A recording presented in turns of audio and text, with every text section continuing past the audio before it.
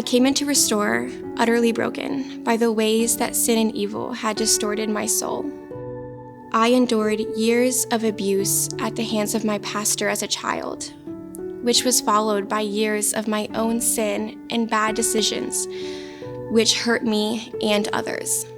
I came in tirelessly struggling with crippling depression and anxiety rooted in my fear, the distrust, my shame and guilt, anger, and the sorrow inside. I was captive, a prisoner to the pain, the memories, and the hopelessness. This, as well as fantasy, left me feeling defeated in how to live and love and enjoy my daughter and husband.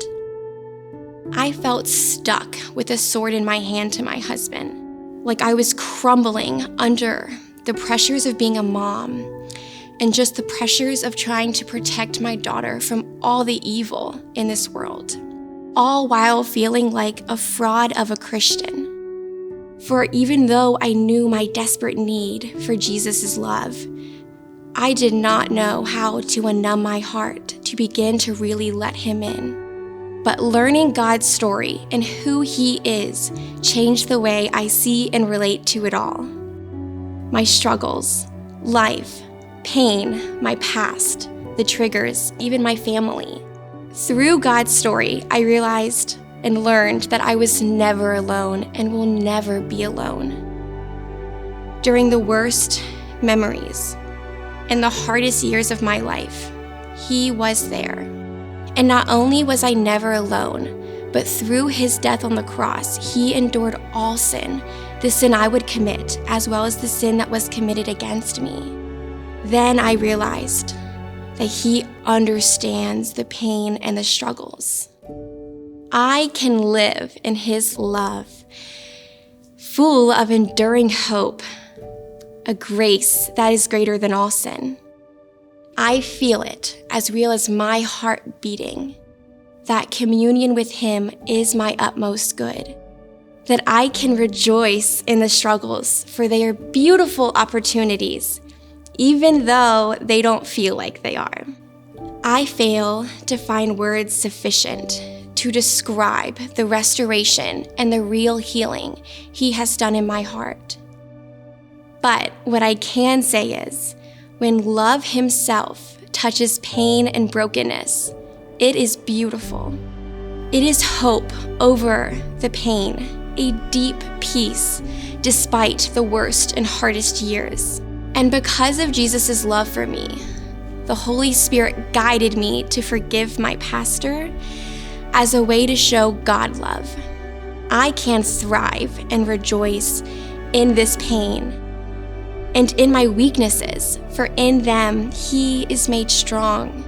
In him my story is redeemed through his glory. I know pure joy and gratitude for these memories and the depths that pain had filled.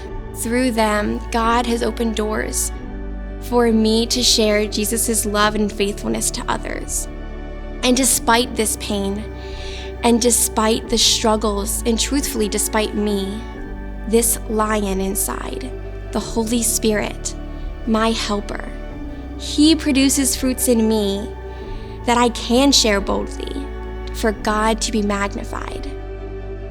And when God gives you people to walk through life with or seasons with, you realize how much of a true treasure it is. From beautiful friendships to amazing pastors and their wives, God is using to redeem my story and heart of fear. Psalms 119, 92 through 93 says, "If your law had not been my delight, I would have perished in my afflictions. I will never forget your precepts, for by them you have preserved my life." Ephesians 6, 19 through 20.